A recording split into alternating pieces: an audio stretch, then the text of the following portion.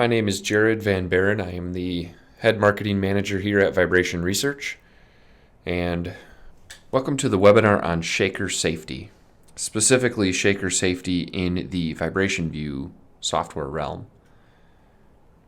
We start out every webinar with our core values, talking about Vibration Research's core focus to make the world's most innovative sound and vibration technology tools, enabling our customers to make reliable decisions and trustworthy products. Our core values are collaboration, capable and competent, accountable and responsible, strong and driven work ethic, do the right thing, and innovation. These values govern our decision making at a personal level and at a company level. Many of our values are apparent to our customers when they receive assistance from our support group. However, innovation is most evident in our products. These innovations listed here are our most noteworthy innovations, but our products exhibit hundreds of other innovations covering not only math algorithms, but also usability and user interface features. Here we see the history of VR's most significant innovations. Each feature has revolutionized the vibration testing industry and allowed for more realistic tests and reliable results. Staying at the leading edge of our controller and control testing technology makes our customers successful and fuels our own success.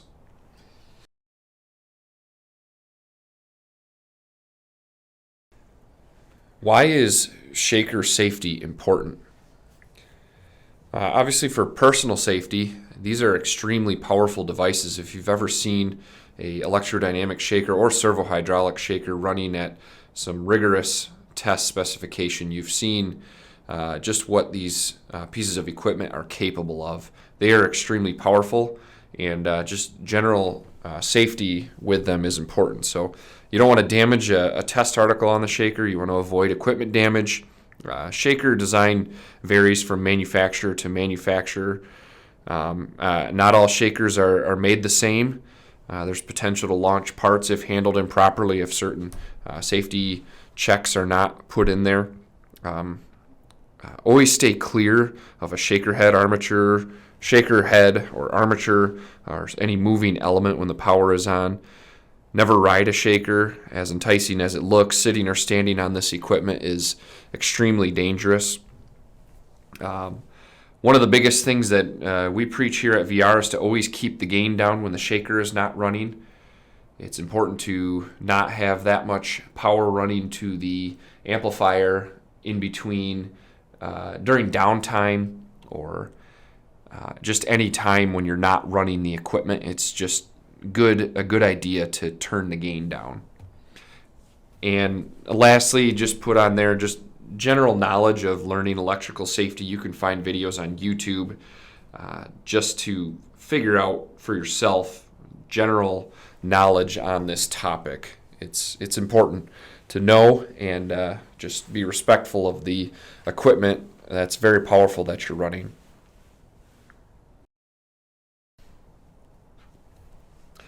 Just some general shaker types. I have them listed out here. You probably are aware of a lot of these. The obvious ones that we typically work most with is the electrodynamic shaker, lower displacement, higher frequency. Servo-hydraulic obviously gets into the larger displacement but lower frequency, and the rest of the list is listed out here for shaker types.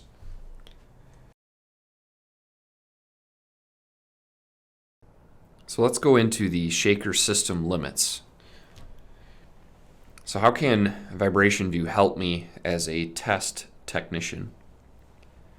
So the first thing we'll cover is the global test settings, and we'll go into the shaker system limits.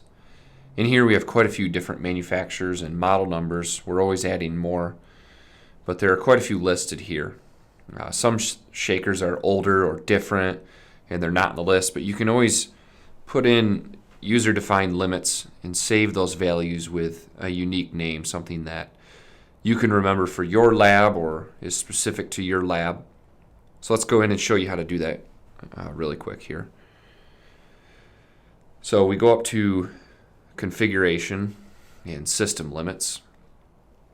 So let's say if your shaker wasn't in the list, or you found one that was close and perhaps you've been using those limits, you can actually save your new settings, which you can find all of those values in your manual for your shaker. So what you can do is go under the model and go down to the bottom, user defined limits. Now you can set any limits you may have.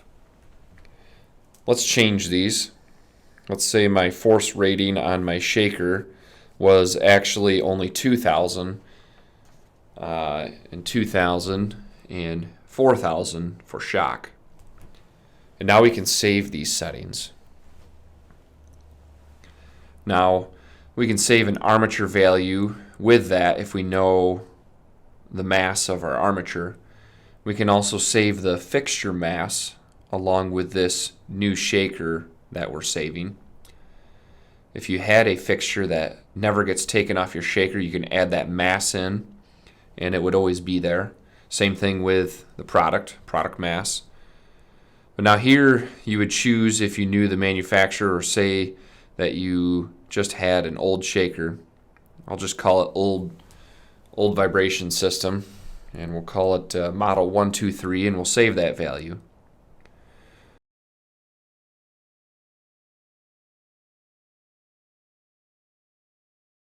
So now if I go back and change it to a different shaker, I'll always have my new shaker that I just created available in this list.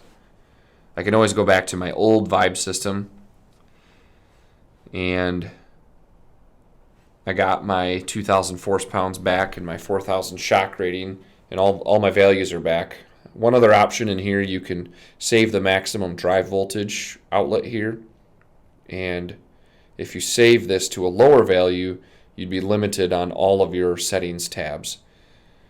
When you were setting up a profile in random, if you tried to set up your output voltage to 10 and you had it set to 5 here, it would give you a warning saying that it was deviating from this. So you wouldn't be able to go any higher than whatever you have set here. So you can manually set your drive limit here.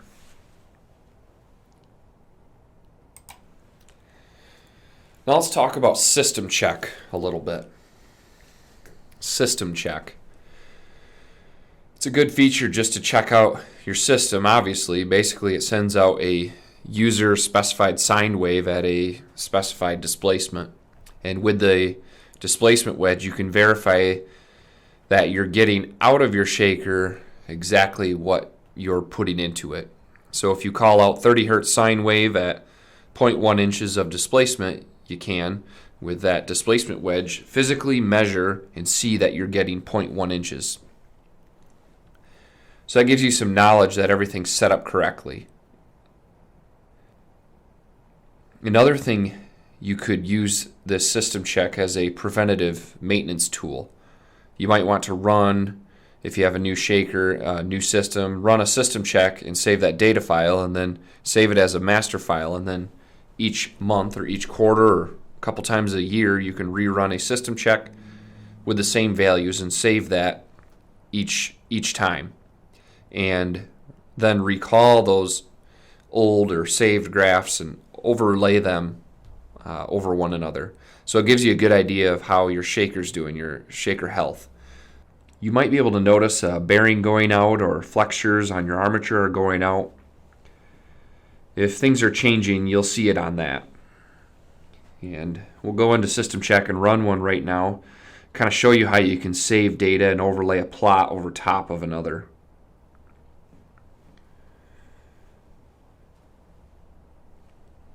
Now, system check is always going to be around. It's always going to be in the tab in the lower left, and it's just always kind of open in the background. So right now I'm going to set it up to run 0.1 inches at 30 hertz. So let's run this for a minute and let it get up to level, and we'll save a data file.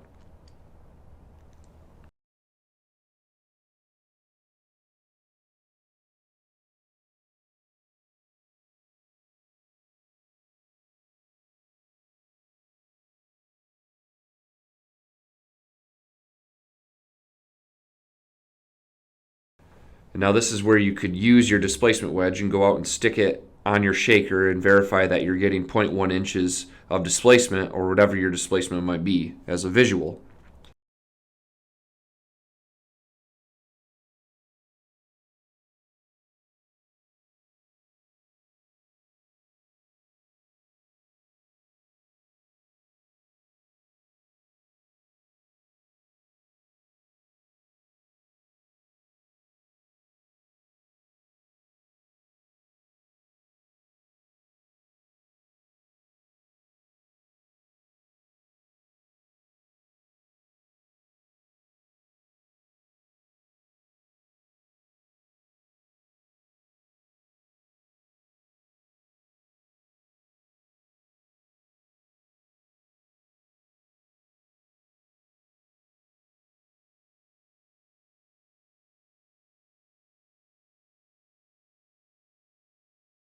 But now here you have to hit the Save Data icon and you'll get a dialog. Now let's save this to a unique name.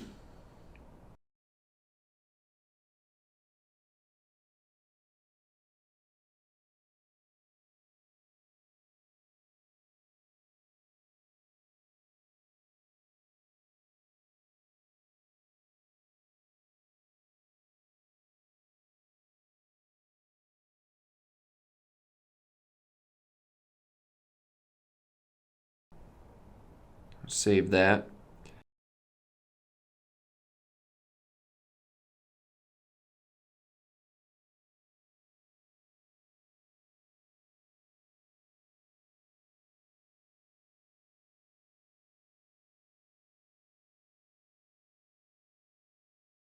Now I'm going to stop this test and we're going to run another one.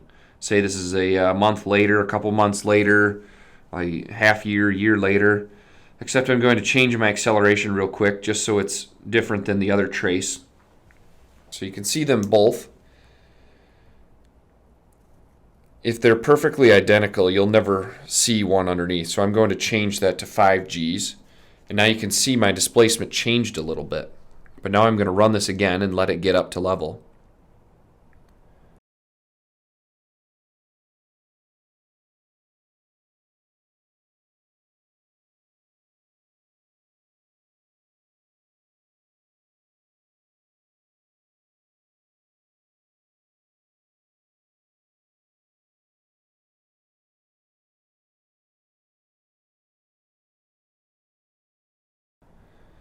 Okay, now we just went into run mode and turned green. Now we're up to 5 Gs. Now what I'm going to do really quick is make a copy of this channel by right-clicking, copying, and right-clicking, pasting. There's multiple ways to do it. You can drag it off and back on, and Control-C, Control-V, and it gives me a quick copy of that channel. So now when I stop this, I'll have a copy of my channel 1 trace there. So now with this on the graph, I can go up and edit and do a paste from file. And now this is the file I just saved, this monthly system check. I can just choose that. And now you can see I just pasted the first trace right over top of this one. So now you can do a comparison, and if your shaker's starting to have problems, you might see some jaggedness out there in the peaks. You can save a file like that every month or a couple times a year, and you'll eventually start to see some trends in your shaker. But it's a great visual to understand your shaker a little better and monitor it as the months go by.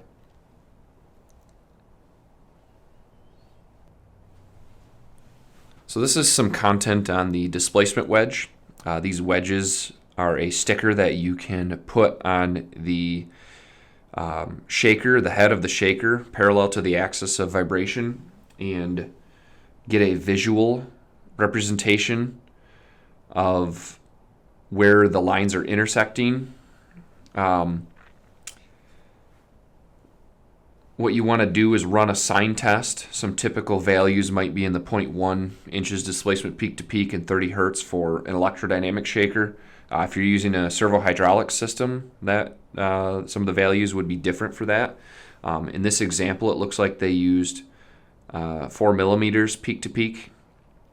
So when the shaker comes up to level, you'll see two lines blur together, and you can confirm visually that the lines intersect with each other at 0.1 inches displacement, or in this example, 4 millimeters peak to peak.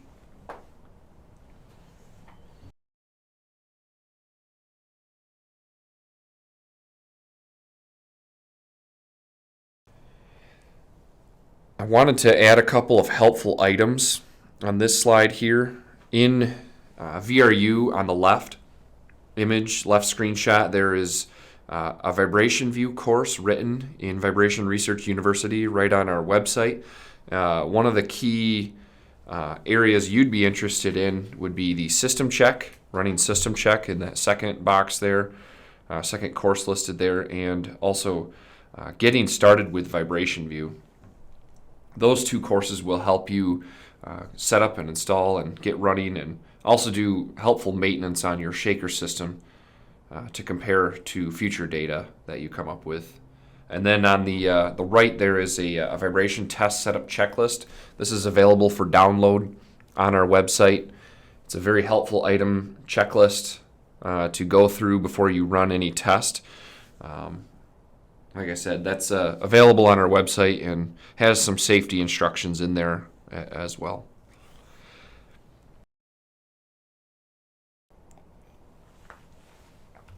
Now we're going to take a look at the Limits tab on the Sign profile.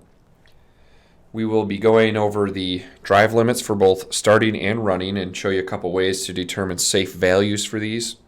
So let's go into the software, VibrationVIEW, and take a look at this. Let's get a sign test started up here. So then we can go into the settings and go into the Limits tab. And there's some suggested values here, which is a good place to start. Also, you can go into the help file, and it takes you right to that page, and you'll have all of your explanations down below for all these gain settings and output threshold and your maximum output.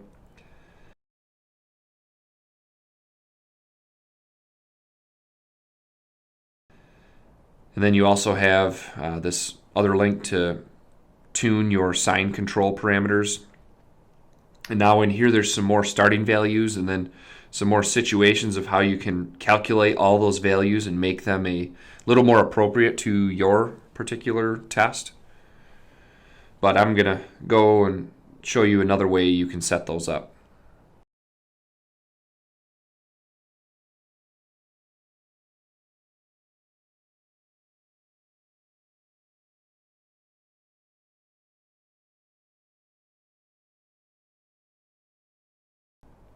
There's another graph I'll show you. So let's go in and we'll do Edit Graph. I'm going to take this second graph and its output drive, and I'm going to change this, or you can just add another graph, but I'm going to change this one so that it stays bigger and you can see it easier.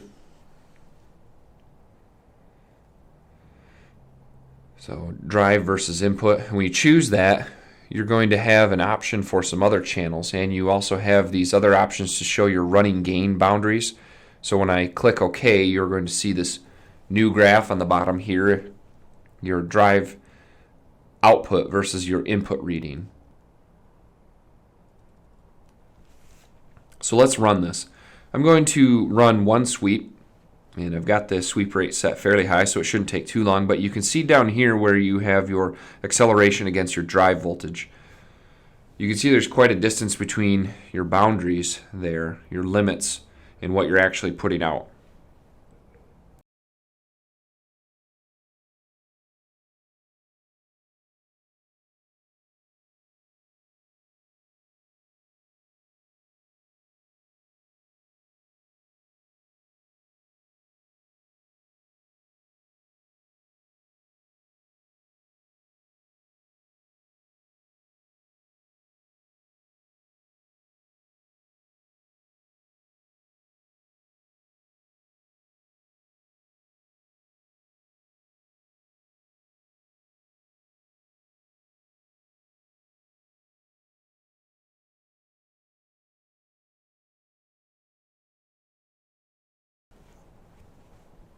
But now from here I can go back into my settings and start changing I can start changing these values.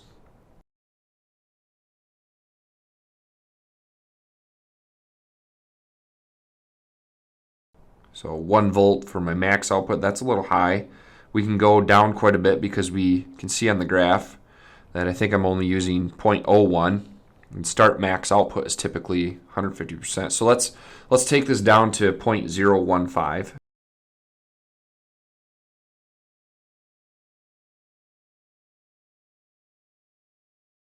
And we'll do that here also.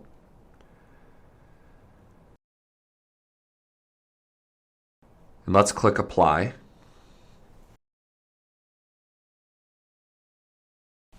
And that brings that voltage down quite a bit.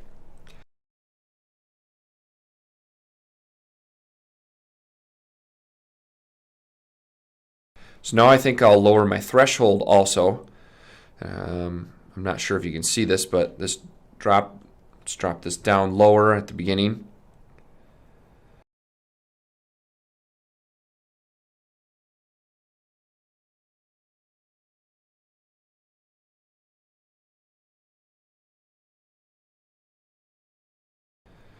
And now let's just adjust our gains a little bit. I'm going to bring them down to about 0.02.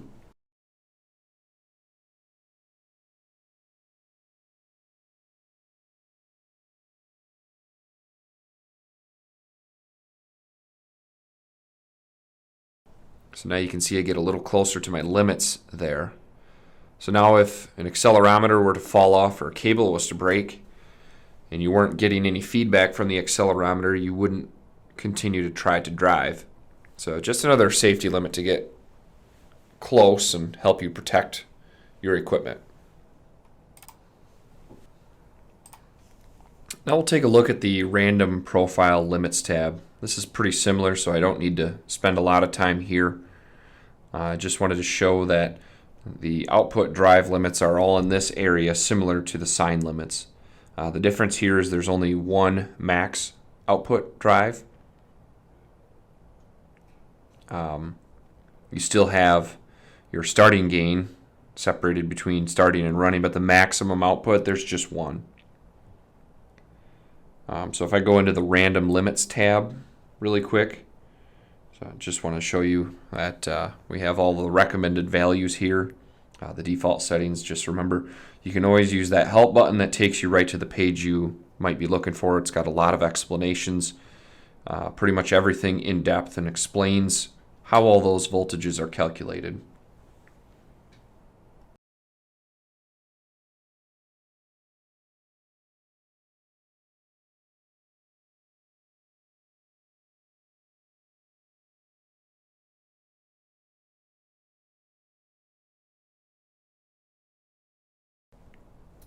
Next up is the shock limits tab. There's not a ton of new information on this compared to what I just went through in sign and random. So I don't need to spend a ton of time on this tab, so we will move on. Now I'd like to kind of move on to the channels tab and just show you a couple of items that could help you protect your equipment here. Basically, you choose your control channels here. You can choose more than one control channel. You can average on channels in any of the test modes. You can also apply system limits to any of your channels. Typically, you have your system limits applied to an accelerometer that's connected right to the shaker head, closest to the armature. And that's where you usually have system limits applied, but you have the choice to apply those to any channels. And also you have the option of individual channel abort limits that could be anywhere on your product. So if there was a certain part of your product, a certain area that you didn't want to exceed a specific G level, you can set up individual abort parameters for those channels.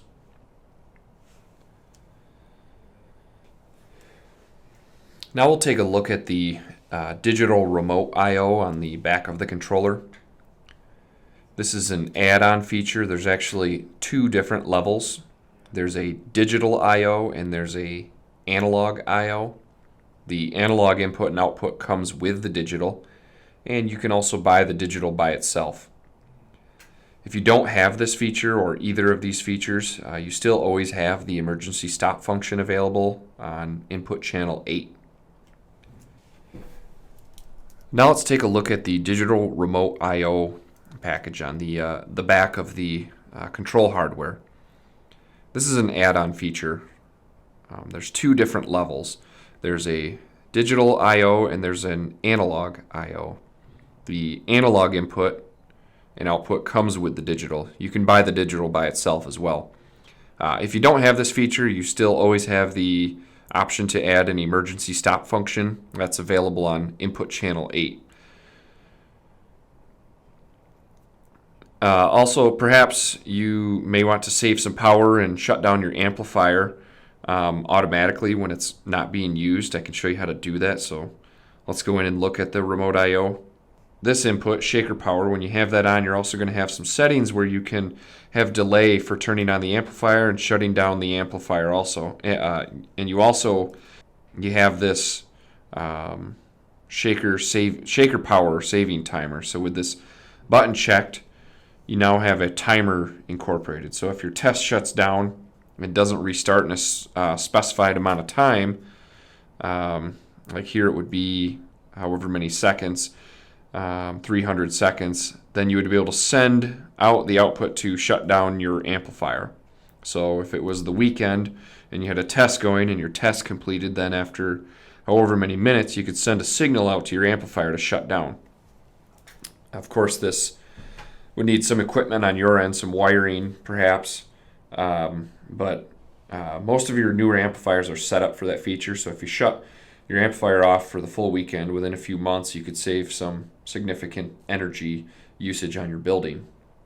And that would all be done with the digital I/O. But now let's go back to the remote. With the analog, you have the option, you can monitor your current, your armature voltage, your field voltage, and your field current.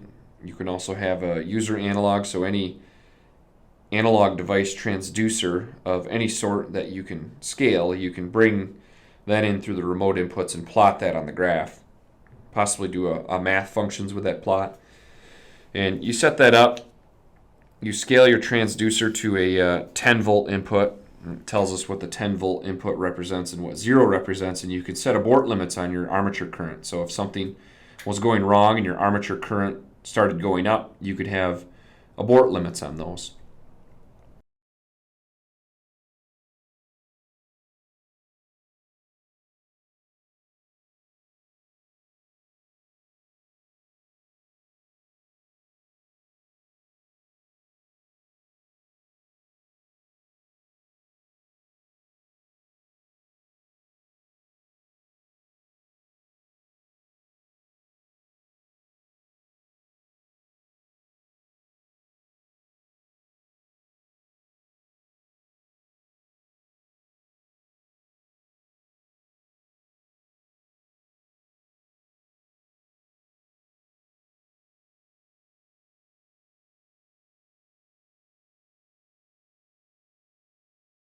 That brings us to the end of our webinar today on shaker safety, some of the limits in the VibrationVIEW software that can help you as a technician while running on a day-to-day basis.